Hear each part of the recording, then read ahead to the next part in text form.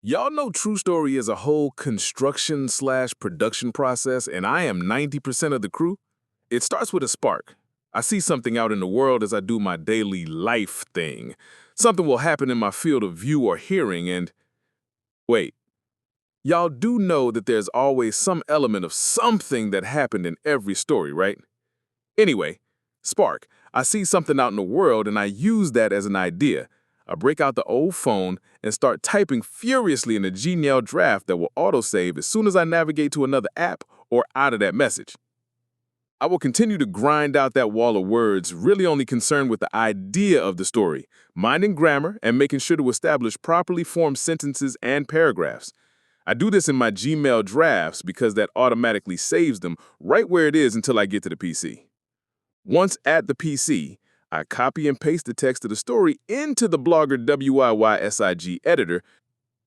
From here, I take that wall of words and turn it into what y'all will see on Thursdays.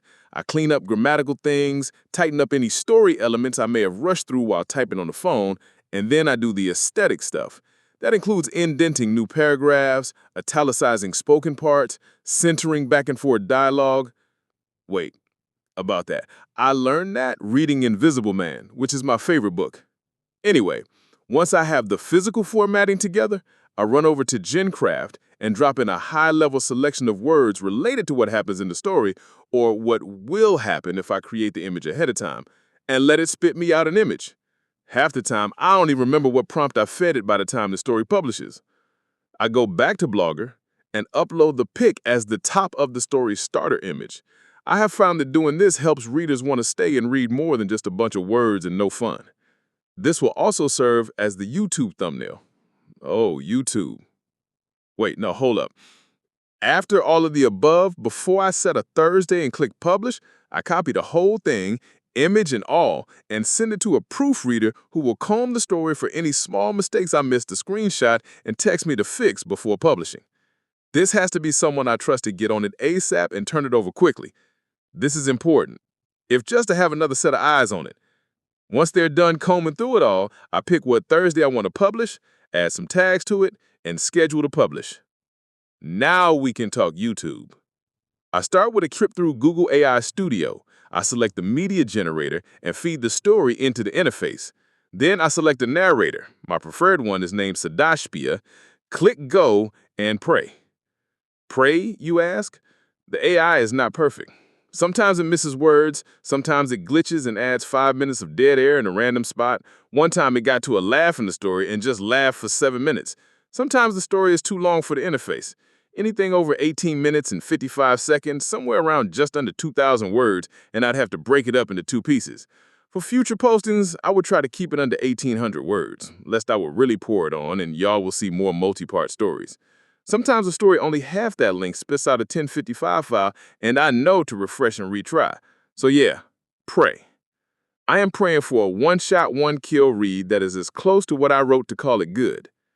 Then, I download and attach that sound file to a Gmail draft with the above-mentioned generated image. Now, I go back to the phone, I open the email draft, and download the files and open UCut. I attach the image first, then select music and add the sound file. I change the duration of the image display to match the length of the reading.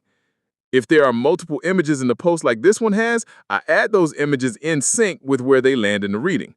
I play it back to make sure that it is all 3 and properly synced and save. Then it's off to YouTube Studio and not YouTube proper. I use Studio because that allows me to set a future date on a post or upload it as unlisted, and YouTube Regular doesn't allow that. Every video gets uploaded as unlisted for about 24 hours. I do this to allow it time to marinate in the algorithm, giving YouTube time to run their continuous checks on it to decide who to suggest it to when it goes public. While it's unlisted, the video is private, only viewable to people who have the actual link. After about an hour, I share the link to a very select 5 people and my other YouTube channel. That precious 5 people are the ones who have been here for the whole ride, and that is a token of my appreciation. They thank me by tossing a like and sometimes a comment before it hits the public algorithm, because they want to see me win too. After 24 hours, I go ahead and assign the video its public date, moments before the text post goes live. That allows me time to embed the video on the text post for the 7:30 a.m. publish, and add a link to the text post into my video description template.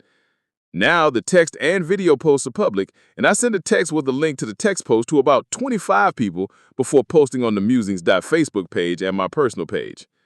Then I pray again, this time for views and engagement. So yeah, it seems like a lot of work because it is, but I'm mildly obsessed with processes and find this one to be kinda satisfying to see come together.